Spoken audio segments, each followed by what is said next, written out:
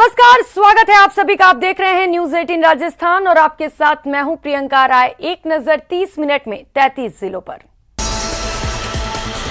धौलपुर में वसुंधरा राजे के नेतृत्व में शुरू हुई तिरंगा यात्रा। राजनिवास पैलेस के बाहर से ये तिरंगा यात्रा शुरू हुई। सैकड़ों की तादाद में कार्यकर्ता और आमजन इस यात्रा में शामिल रहे।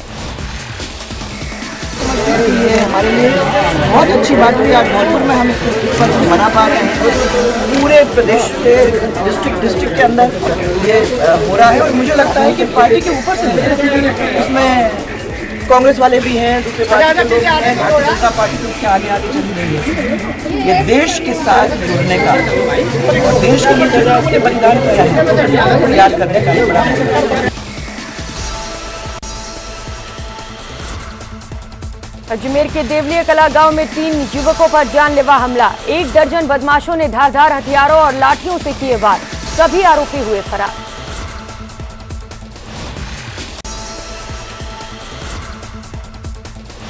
देश की आजादी के 75 वर्ष पूर्ण होने के उपलक्ष्य में भारतीय जनता पार्टी ने भी रैली निकाली।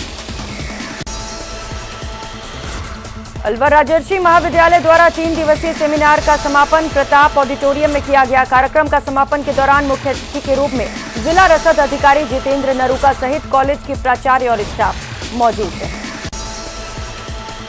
अलवर में डेरा सच्चा सौदा के प्रमुख गुरमीत सिंह के जन्मदिन के आयोजन के अंतर्गत शहर के होप सर्किस पर पौधा वितरण कार्यक्रम किया गया, जिसमें तुलसी, नीम, पीपल, औषधीय फलदार, छायादार पौधे शामिल रहे। अलवर के नयाबास स्थित राजकीय Mahatma Gandhi English medium school को कक्षा 11 तक कर दिया गया, लेकिन अभी तक कक्षों की कमी के चलते विद्यालय प्रबंधन को भारी मशक्कत करनी पड़ रही है। अलवर जिले के उद्योग नगर थाना क्षेत्र बगड़ तिराहे के समीप बाइक को टक्कर मारकर बाइक पर बैठे मामा और भांजा गंभीर रूप से घायल हो गए।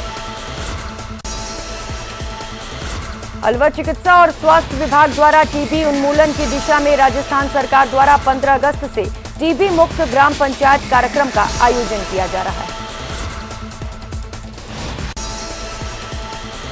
बीकानेर में स्वतंत्रता दिवस के अवसर पर सीमा पार से आतंकवादी घुसपैठ की खुफिया सूचना मिलने के बाद बीएसएफ को पश्चिमी सीमा पर हाई अलर्ट कर दिया गया है। जम्मू कश्मीर में आतंकी घुसपैठ की घटना को देखते हुए बॉर्डर पर 1 सप्ताह तक ऑपरेशन अलर्ट जारी रहेगा। तो उसको भी हम ध्यान में रखते हैं कि कोई हमारे एरिया में कोई ऐसी जब कोई ऐसी घटना न घटे। और हमारे जितने भी सीनियर ऑफिसर्स हैं और जूनियर ऑफिसर्स हैं जो हेडक्वार्टर्स में रहते हैं, वो भी इस दौरान जो है बॉर्डर पे अपना टाइम स्पेंड करते हैं, जवानों के साथ रहते हैं। तो इस तरह से हमारी ये ऑपरेटिव एक्सपीरियंस चलती है। और साथ साथ में हम लोग अभी आज़ादी के अमृत महोत्सव को ध्यान में रखते हुए हम कुछ एक्टिविटीज़ भी कर रहे हैं। हम लोग बीकानेर में भी एक बाइक रैली करने वाले हैं। यहाँ से हम बॉर्डर तक जाएंगे। बांसवाड़ा कलेक्ट्रेट में लोक अदालत के दौरान न्यायिक अधिकारी और बार के सदस्यों ने पौधारोपण किया। बांसवाड़ा में लोक अदालत के लिए 3 बेंच का गठन किया गया। बारां जिले की किशनगंज बस स्टैंड पर दुकानदारों द्वारा किए गए अतिक्रमण के चलते दिन भर जाम लगा रहता है। जाम से आने जाने वाले लोगों को परेशानी होती है। बारां के किशनगंज कस्बे के नजदीक बजरंगगढ़ रोड पर शनिवार शाम को सामने से आ रहे ट्रोले को साइड देने के दौरान सवारियों से भरी निजी बस अनियंत्रित होकर सड़क से नीचे उतर गई। गनीमत रही कि कीचड़ में फंस जाने के कारण बस खाई में जाने से बच गई। बाड़मेर की रागेश्वरी थाना पुलिस ने बड़ी कार्रवाई करते हुए कंपनी के ऐप के साथ छेड़छाड़ कर 97,28,000 रुपए के ऑनलाइन फ्रॉड करने के आरोपी को गिरफ्तार करने में सफलता हासिल की। पुलिस ने आरोपी के कब्जे से 85 लाख रुपए बरामद किए। ऐप है और उस ऐप का कोई रिटेलर है ये मूलाराम। और मूलाराम ने क्या किया था, उस ऐप में से उसके साथ गड़बड़ी करके उसके साथ छेड़छाड़ करके उसने 97,28,000 रुपये अपने अलग अलग खातों में डाले। उसमें से कुछ उसने अपने खाते से निकाल कर कैश ले लिए। कैश 21 लाख रुपए हमने बरामद कर लिए। और दूसरे जिन जिन खातों में डाला था वो खाते सारे फ्रीज कर रखे। इस प्रकार हमने 97,28,000 रुपये में से 85 लाख रुपये भी हमने बरामद कर लिए। कैश 21 लाख हुए, दूसरे इनके खाते में जो फ्रीज करवा दिया वो कोर्ट का आदेश है। भरतपुर के अटलबंद थाना क्षेत्र के एक निजी अस्पताल में युवक की मौत के बाद हंगामा मच गया। युवक की मौत की खबर सुनते ही उसके परिजन और रिश्तेदार अस्पताल पहुंचे और जमकर हंगामा किया। परिजनों का कहना है कि चिकित्सकों की लापरवाही के कारण युवक की मौत हुई है। आरोप लगाया जिसकी वजह से उसकी मौत हो गई है। अभी फिलहाल शांति है और वो डेड बॉडी का पोस्टमार्टम RBM हॉस्पिटल में मेडिकल बोर्ड से हो रहा है। सर कोई मामला दर्ज कराया गया है कि परिजनों द्वारा? इस बारे में उन्होंने कोई मामला दर्ज कराया नहीं, मेरी जानकारी में नहीं है, क्योंकि ये अटलबंद या बदमाशी का मामला है। मैं तो ड्यूटी के लिए यहाँ पे आया हुआ हूँ, लेकिन उनके परिजन यहाँ पर आकर के कह रहे थे कि डॉक्टरों ने इलाज में लापरवाही बरती, तो हम इनके खिलाफ मामला दर्ज कराएंगे और राजस्थान सरकार की जो भी गाइडलाइन है उसके तहत इसकी जाँच हो जाएगी। फिर एकदम रिएक्शन हो गया, तो उनके दर्द उठा यहाँ पर सीने के पास। फिर बोले कि मेरे यहाँ पर दर्द हो रहा है गैस का, तो बोले गोली ले लो, दर्द की गोली दे गए। फिर भी उल्टी हो गई और ये हाथ लीले हो गए थे, नाखून वगैरह। और इतना टाइम नहीं दिया कि घर वाले को फोन करूँ, तुरंत है ना बाहर निकाल दिए। तो जब वो एडमिट थे, जब आप अस्पताल में क्या अस्पताल प्रशासन की लापरवाही रही है? हाँ, और क्या पता तो नहीं है। भरतपुर में अवैध निर्माण को हटाने गए पटवारी पर हमला कर दिया गया, जिसके बाद मौके पर पुलिस जाब्ता भी तैनात है। अवैध निर्माण करने वाला परिवार मौके पर पहुंचा, दुकानों के आगे खड़ा होकर निर्माण कार्य तोड़ने नहीं दिया गया। छोटे छोटे बच्चों के साथ महिलाएं भी पहुंची, पुलिस ने सभी को जबरदस्ती हटवाया।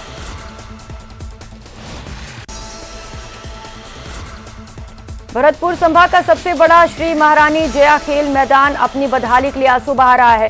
करोड़ों रुपए खर्च करने के बावजूद भी खेल मैदान चरागाह के रूप में तब्दील हो चुका है। वहां आए दिन आवारा पशुओं का जमावड़ा रहता है, जिसके कारण खिलाड़ी चोटिल हो जाते हैं। देश आजादी की 75वीं वर्षगांठ पर राजधानी में जगह जगह पर तिरंगा रैलियों का आयोजन किया जा रहा है। इसी कड़ी में नगर निगम हेरिटेज महापौर द्वारा गौरव यात्रा निकाली गई। इस यात्रा में मंत्री प्रताप सिंह खाचरियावास भी मौजूद रहे। लोगों ने हाथों में तिरंगा पकड़कर शहर के विभिन्न मार्गों से होते हुए रैली निकाली।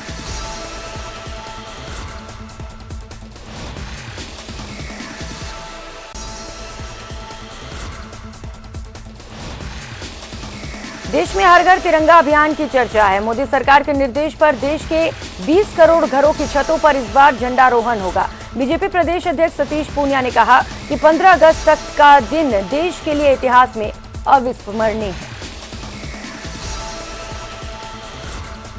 उत्तरी बंगाल की खाड़ी में बना कम दबाव का क्षेत्र आज तीव्र होकर अति गहरा कम दबाव में परिवर्तित हो गया, जो वर्तमान में उड़ीसा व आसपास के लगने वाले पश्चिम बंगाल के क्षेत्र के ऊपर अवस्थित है। इसके धीरे धीरे ओडिशा मध्य प्रदेश से होकर पश्चिम उत्तर पश्चिम दिशा की ओर बढ़ने से राजस्थान में अगले 4 दिन मॉनसून सक्रिय रहेगा।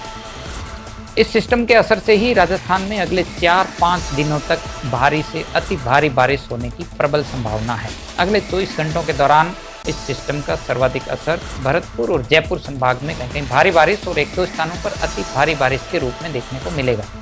इसके अलावा दिनांक 15 अगस्त को इस सिस्टम का सर्वाधिक असर साउथ ईस्ट राजस्थान यानी कोटा संभाग और उदयपुर संभाग के जिलों में कहीं कहीं भारी से अति भारी बारिश होने की संभावना के रूप में देखने को मिलेगा।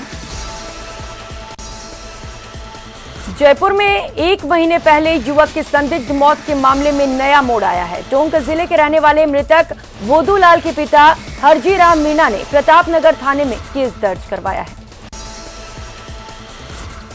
बस्ती के कानोता थाना इलाके में शमशान घाट के पास एक व्यक्ति का शव पड़ा मिला। शव मिलने की सूचना से इलाके में सनसनी फैल गई। शव के पास नशीला इंजेक्शन और एक शीशी भी मिली है।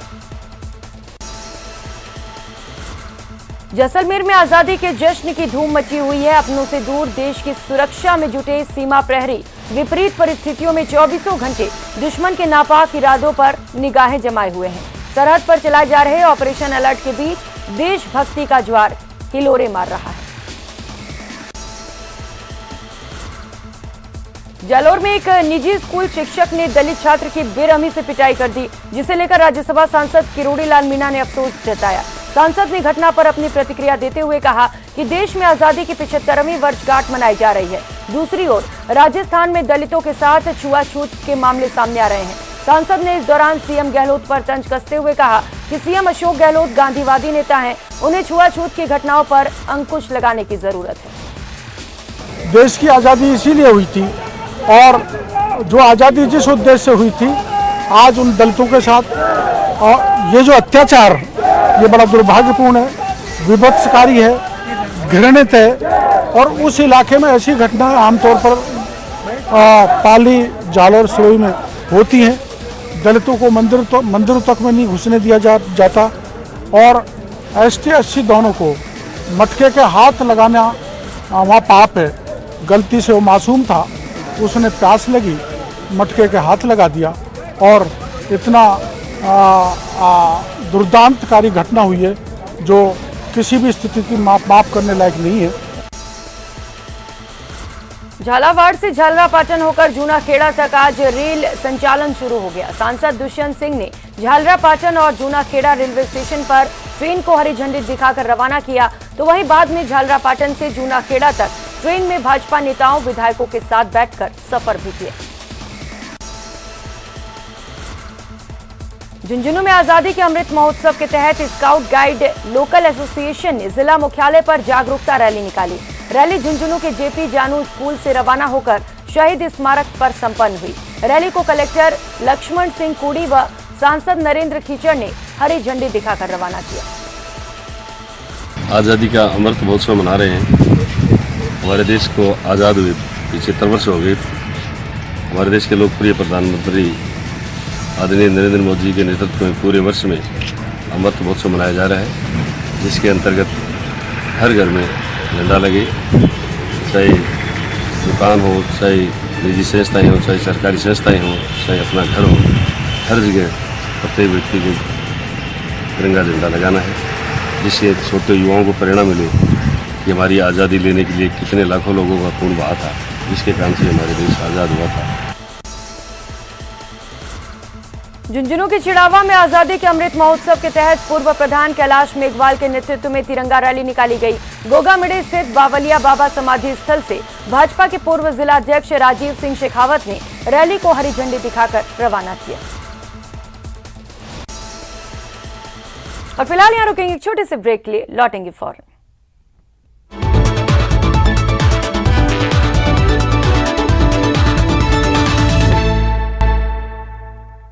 ब्रेक के बाद आप सभी का स्वागत है। करौली में ग्रामीण विकास और पंचायती राज मंत्री रमेश चंद्र सपोट्रा क्षेत्र के दौरे पर रहे। इस दौरान उन्होंने सपोट्रा सैनी धर्मशाला में आयोजित माली समाज के प्रतिभा कर्मचारी और भामाशाह सम्मान समारोह में शिरकत की।